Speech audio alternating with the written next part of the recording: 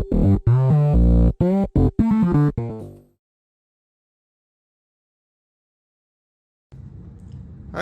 Dr. Lim here.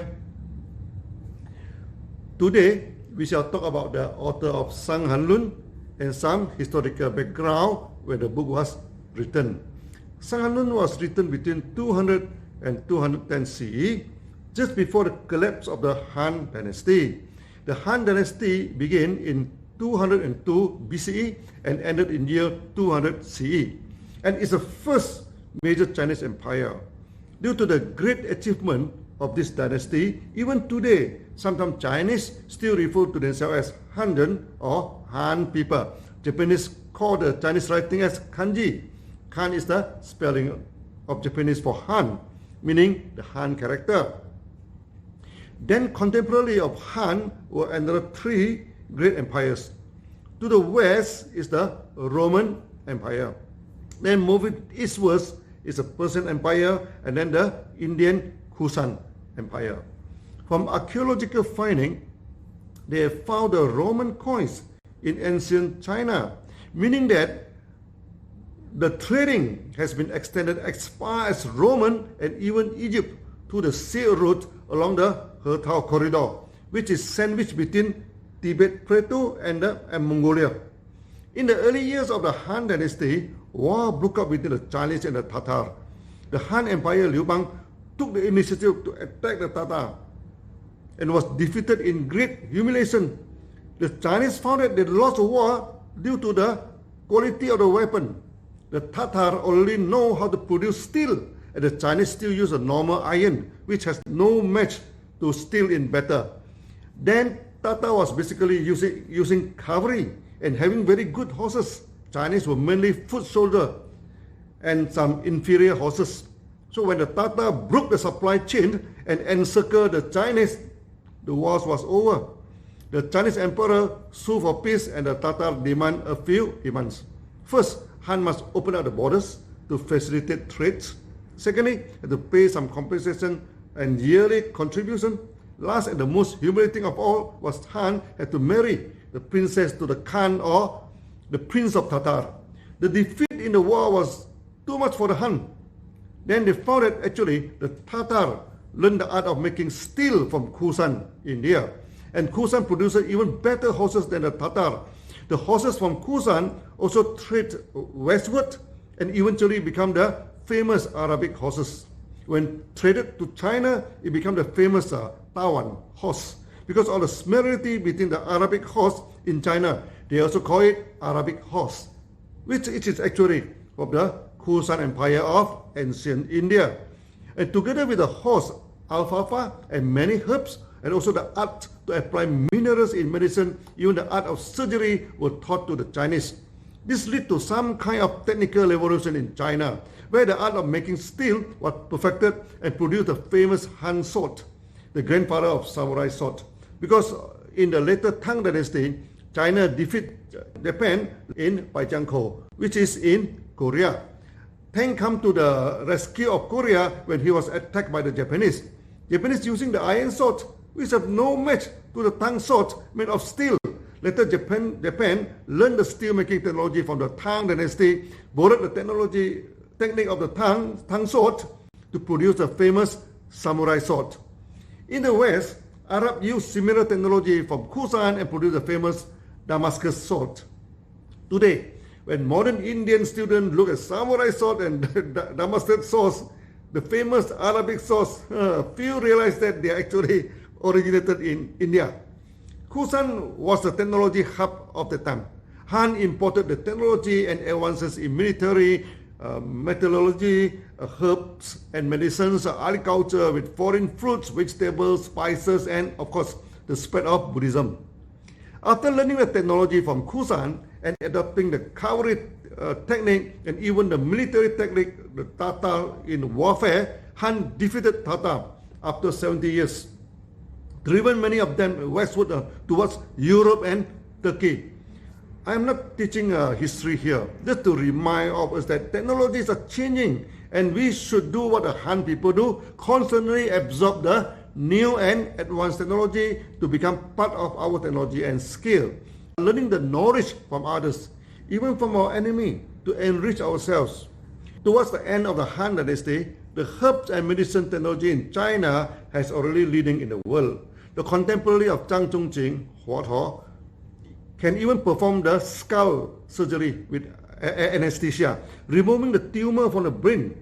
Some scholars think that Hua Tuo may be Persian or Indian that migrated to China and brought the art of surgery to China, because his name sounds foreign and not a typical Chinese name.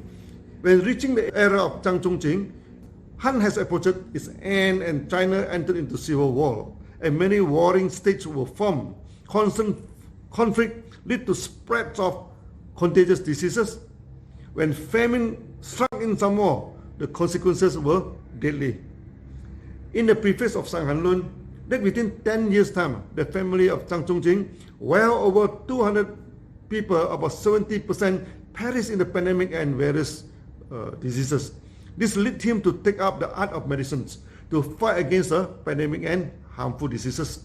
He learned the art from his teacher, Zhang Pochu, read many books that associate with medical science, and finally established his famous six-section theory, Liu Jing Penchen, which is the father of our hexagenous reflexology in gynotherapy. Zhang Zhongjing focuses mainly on herbs and touches slightly on surgery and acupuncture. He was the first great doctor that systematically classified the diseases and herbs or herbal formula by six-section theory, which we shall discuss shortly. He also applied the six-section theory on Pau's observation. Later, I expand the six-section theory into hexagenous section theory and apply it to acupuncture and reflexology, complementing those areas left out by Zhang Zhongjing. Maybe due to the influence from Kusan, many methods of treatment in Zhang Zhongjing are similar to ancient Ayurveda. When I am teaching the herbology, Dr. Sawara, our senior instructor and a qualified Ayurvedic doctor, commented that it reminds him of many practices in Ayurveda that have been ignored or diminished nowadays. So, Shang Han Lun may be of great help when we wish to revise back the ancient art of Ayurveda.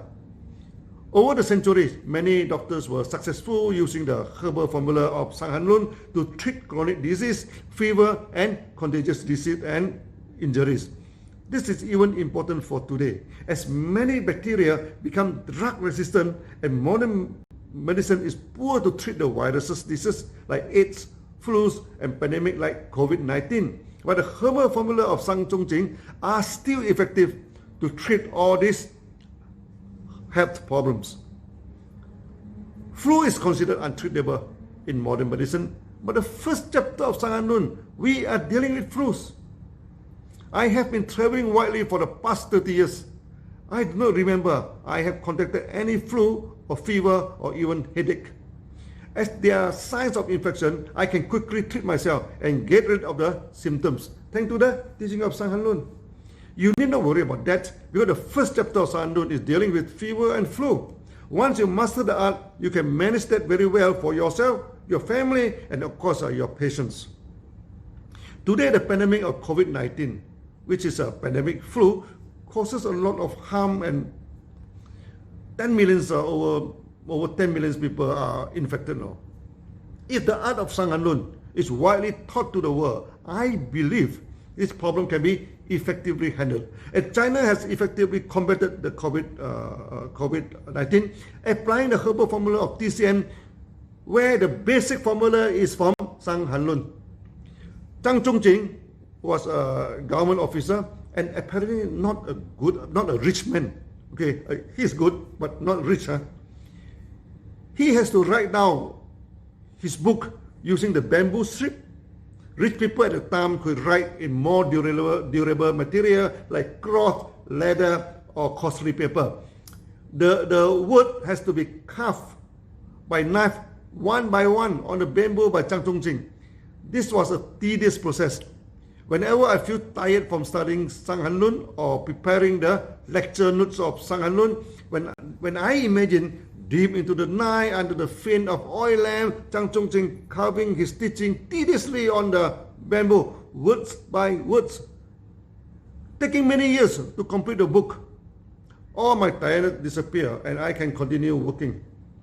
Zhang Zhongjing completed 16 chapters. Apparently, 10 chapters are about succession theory and 6 chapters are miscellaneous theory, which group the miscellaneous diseases which are not easy to be grouped into succession theory, but can be grouped according to various types of disease like the woman sickness, certain groups of diseases, and etc.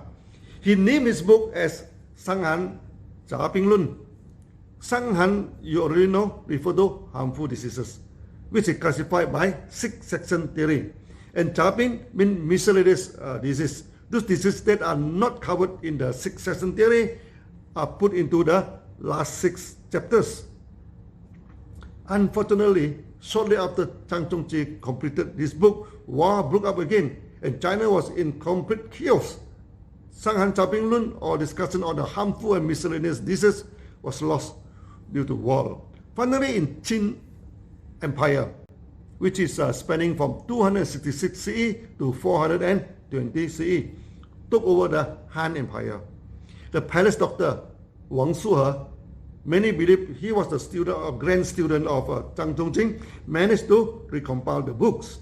Apparently, he only managed to get a section of the book on succession theory and managed to compile back the 10 chapters. 6 chapters of miscellaneous diseases were missing.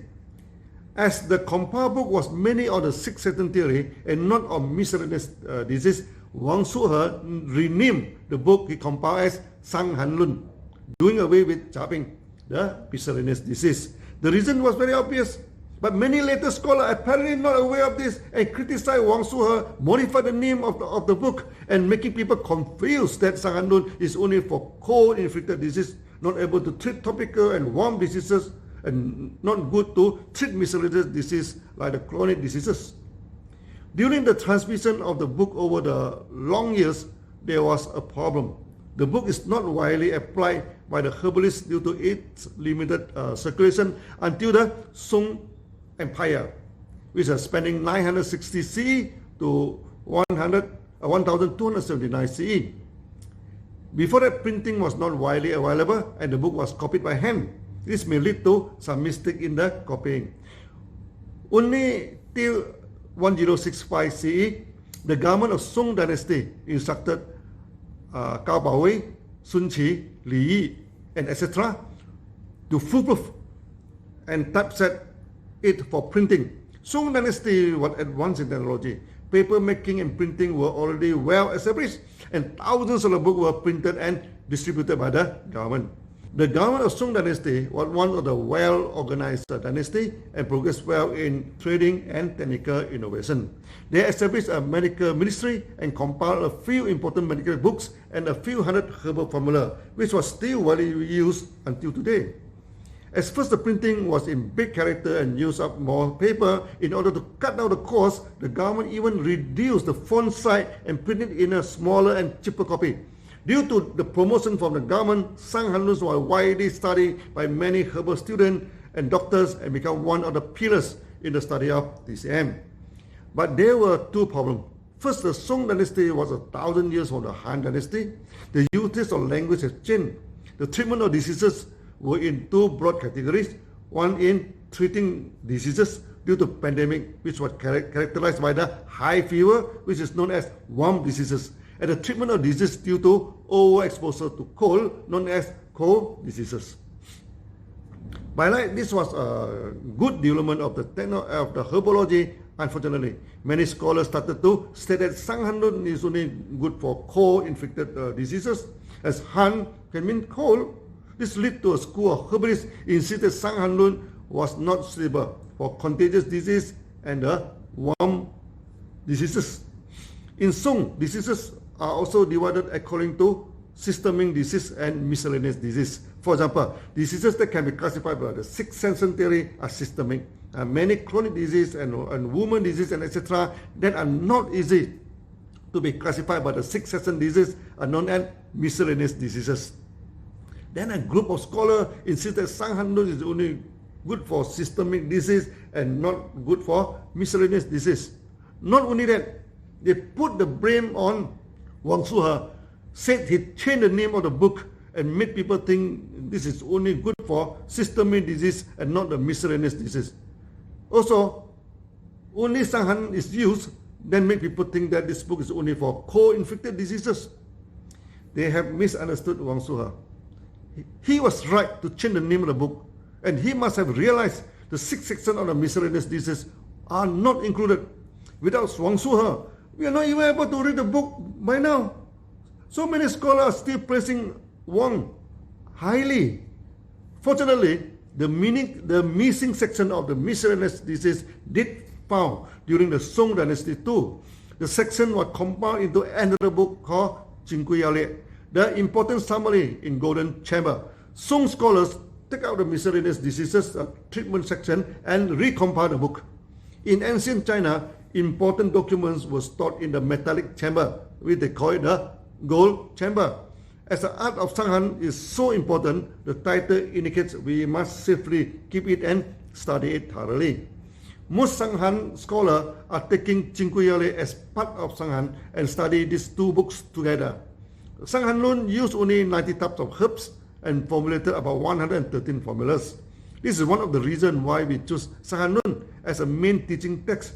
The usage of herb is not too wide. The formula is simple and effective, and most important, the theory used in Shang Han Lun is also rudimental and easy to understand. There are many famous herbalists apply only 6 section theory and apply the main herbal formula in Shang Han Lun to treat wide ranges of diseases, including the worm disease, tropical contagious disease, and many miscellaneous diseases, which simply means that if you study the Shang Han Lun well, you can become a fully qualified herbalist for sure. The herbal formula used in Jing Gui Yao Lieh is about 262 numbers. Many are repetitive from Shang Han Lun. I have expanded the 6 section theory of Zhang Zhongjing into hexagenous section theory and include all the miscellaneous diseases, which otherwise are put outside the classification of 6 section theory. I have recompiled the classification of the herbal formula from both the books and put all of them together in one single book, which we shall study after the end of Shang Han Lun. The greatest contribution of Shang Han Lun are in 2 areas. First is a systematic classify the disease into 6 sections, and hence the treatment of similar sections, the method are similar. That greatly facilitate the formulation of herbal formula and usage of herbs. This is the first book of diagnosis and apply the principle of reflexology, treating the body according to the affected section and not so much as treating the diseases. Second contribution of the book is on the diagnosis technique, the taking of pulse, observation of mental and physical state, and etc. Okay, laid the solid foundation for the future diagnostic method and system. This diagnosis system is still widely used today, and in some area even more advanced than the present-day medical system. For example, fever are classified into external disease or exogenous fever, intermediate disease, the enterogenous fever, and internal fever, the endogenous fever. The treatment are not the same. Many fever patients, even in modern hospital, suffer a lot because the treatment of fever is basically the same in hospital, whereas external and internal that inflicted a lot of suffering on the patient, sometimes treated wrongly and can be fatal. We should not think that the book is almost 2,000 years old now. Maybe it is not comparable to the modern medical system. We do agree medical science has improved a lot during modern science technology, and we never against the modern diagnosis and classification of diseases. But over the years, we do see how some therapists or doctors mistreated the patients due to ignorance of the hexagenous section theory, inflicted untold agony on the patients. Hence, the promotion of Shang Han Lun and his great son, the genotherapy, is absolutely necessary. In advanced genotherapy, we do replace many Chinese herbs with modern vegetables. As Chinese herbs are not widely circulated and restricted by medical law in many parts of the world, but no one can stop the eating of day-to-day veggie. That is the first enhancement I make to Shang Han Lun. I also expanded the 6 section theory, which normally is not inclusive of miscellaneous diseases, into a wider hexagenous section theory, which can include all types of diseases. That is the second enhancement I made to Shang Han Lun.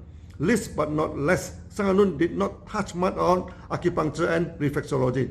I applied the hexagenous section theory to acupuncture, cupping, reflexology, and etc. This greatly simplified the study of acupuncture, and we can train an acupuncturist in the shortest time possible. This we shall cover in the teaching of hexagenous section theory.